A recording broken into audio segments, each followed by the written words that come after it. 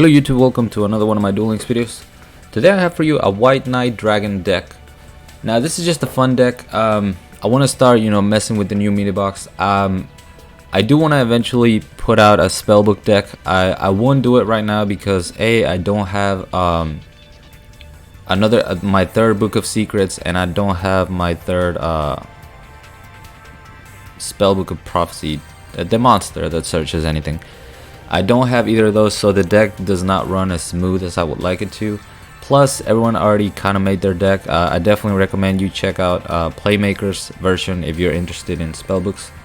But today we're gonna have some fun with White Knight Dragon. Now this is a pretty meme-ish deck using this old but reliable card, Big Wave, Small Wave. Basically, this card lets you destroy all face of water monsters you control, and then you can special summon water monsters from your hand up to the number of monsters destroyed by this effect. Which means you can special summon White Knight Dragon, and then I also threw in two Blizzard Princess, just for the beefy attack really, and because it's also in the new set.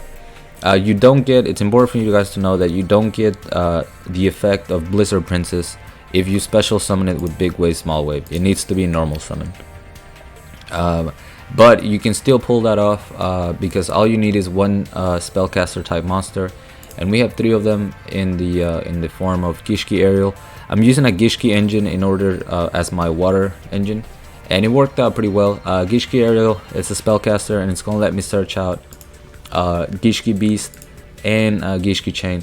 The main monster is gonna be Gishki Beast because this can special summon a Gishki monster unsummoned. So you can normal summon this, special summon Gishki Aerial back, use your Big Wave, Small Wave, and go into two big monsters.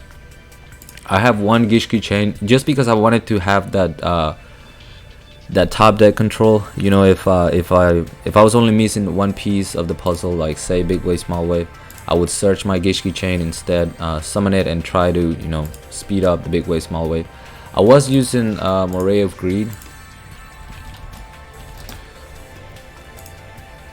but it betrayed me on one specific duel. I had a really good hand. I got greedy and I used it, and I drew into 3 spells. My hand was dead and I got pretty salty at that, so I took it out. But it's another alternative to speed up the deck and get to your combo pieces. That's the monster lineup. We have 2 Forbidden Chalice, because Sylvans are still around, and we don't really have a way of dealing with Sylvans other than one Treacherous Trap Hole, which is such a good card, man. Like I mentioned, if you're running a deck that is not trap heavy, you can just throw one of these in literally any deck, and if you resolve it, it's gonna win you the game. It's just so devastating for your opponent. And you guys will see it came in pretty clutch in a few games. You have 2 enemy controllers as the generic back row, 1 Arrival Rivals for the Blizzard Princess. If you normal summon it during the battle phase, then they can't. Well, if you normal summon Blizzard Princess at any time, but if you're using Arrival Rivals, it's going to be the battle phase. Then your opponent cannot activate spell or trap cards for the rest of that turn, which is pretty clutch. The 3 Big Wave, Small Wave, like I mentioned, it might seem a little bricky, but you really want to see this card because that's your main, the main way you're going to summon your big bosses. And then the Treacherous Trap Hole that I already talked about. We're using Restart just for consistency. And that's pretty much it for the deck. It's just something fun, like I mentioned. I'm not sure this is the meta breaking deck you guys were waiting for, but I had a lot of fun with it, and I hope you enjoyed this replays that I got. You'll definitely see more of this deck, hopefully during the stream on Friday, because it was just really fun to use. Going up against Aster Phoenix. Keep in mind that this is Platinum. Since the ladder reset, and I haven't had a ton of time to play, but we're going up against Destiny Heroes in this one. I like my starting hand because I already have Gishki Aerial and I have White Knight Dragon. See, I was still running Moray of Greed here before I was sadly betrayed. We're gonna see the Hasty Glory. Oh, this was not Destiny Heroes. I don't know what I'm talking about. This is a Hasty deck, but it's not your regular Hasty, no betray Hasty. This is actually using Hasty Glory, and I'm fine with that because I have Arrival Rivals. He doesn't have Beatdown, which means he's not going to be able to get over my Blizzard Princess. And even though I don't get to search I don't get to search with Gishki Aerial. You know, Summoning Princess won me the game, literally. He just scooped after that because he knew he had no out to it. Pretty nice and easy win for game 1. Now that I think about it, I feel like I used Blizzard Princess a lot more than I used White Knight Dragon. White Knight Dragon just kind of shy. I could probably add one of those Melody of Awakening. I think that's the name of the card.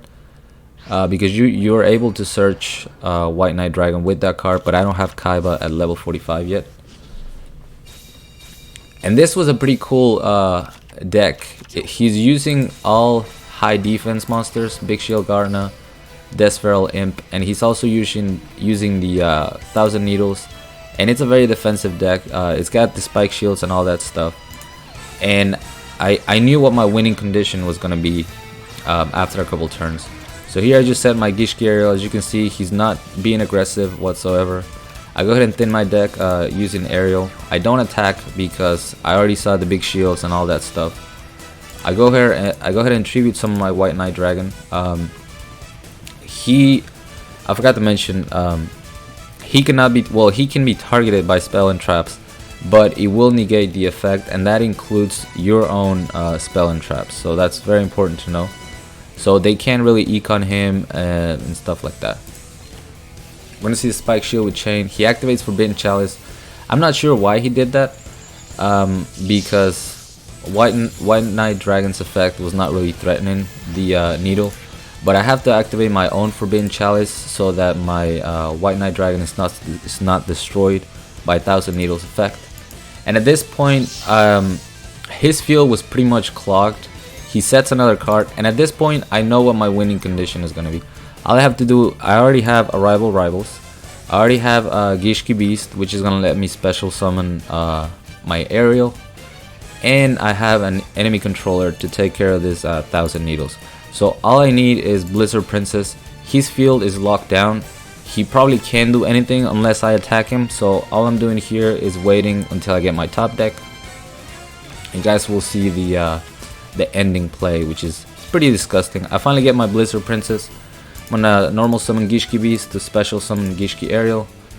Go straight into the battle phase, flip over my Arrival Rivals, tributing the Gishki Aerial. Now whatever back row he has is now dead because my Blizzard Princess was successfully normal summoned.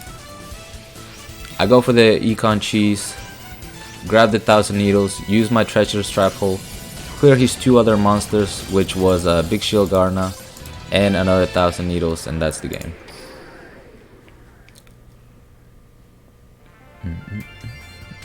That was Bandit Keith. We got a Crowler next.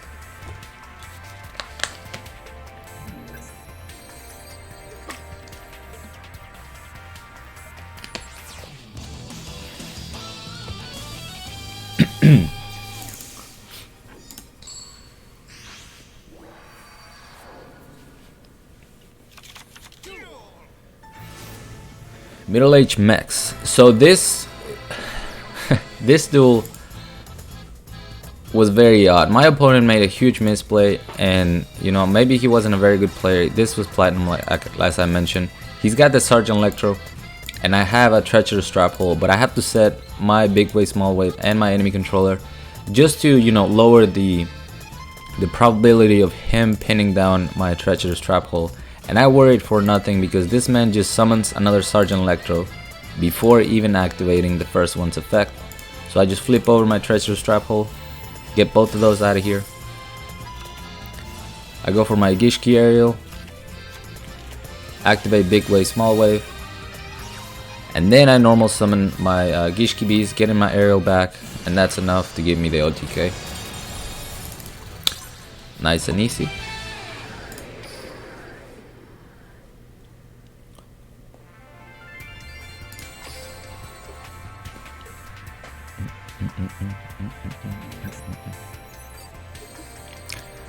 So what do you guys are playing out of the new box? I'm curious to know. I talked to a few people. Most have been trying out spellbooks. A lot of people have tried Gustos. I did see my boy Dan made a video with Space Time Police, which is pretty spicy. But you know, let me know down in the comments what you guys are using. We're going up against Destiny Heroes now, and I ended my turn. Actually, I was distracted. I wanted to restart this hand, but I didn't. So I ended up just ending my turn after I didn't restart. I was like, if I lose this game, it's whatever. And he does not finish the OTK, luckily for me. He summons the Destiny Hero Dangerous, and I thought he was going to have enough attack, but he does not. I survive with 400 life points, and that is all I need. I pick up Rivals, which is pretty clutch. But I use my my big wave small wave instead, just so I could kind of bluff the back row. And he uses Cosmic Cyclone, which, I mean, I guess I understand, but he didn't really have a way of getting over my monster, so I felt like the Cosmic Cyclone was a little bit premature. And then he goes and activates another one, so he took 2000 damage for pretty much no reason, because it was a big wave small wave bluff and a Rivals. I pick up Treacherous Trap Hole, which is gonna help me with this Destiny Hero Decider. Once again, coming in super clutch, even though it's just a one-of. Pretty much wins me the game, because I couldn't really attack that Destiny Hero until I pull, you know, one of my Gishki, and then by then he probably would have had the mass change to attack me directly. So Treacherous Trap Hole just putting so much work, man. But again, I wouldn't bump it up to 2, just because you don't want it to be a dead card at any point. And you know, there's nothing like drawing into a Treacherous Trap Hole that is completely dead. And I can speak from that. I can speak to that from playing the TCG. That happened to me a lot. I decide to keep this hand because I'm hoping that I'm going to draw into one of my 3 big wave small wave. We're going up against Hasty Flame.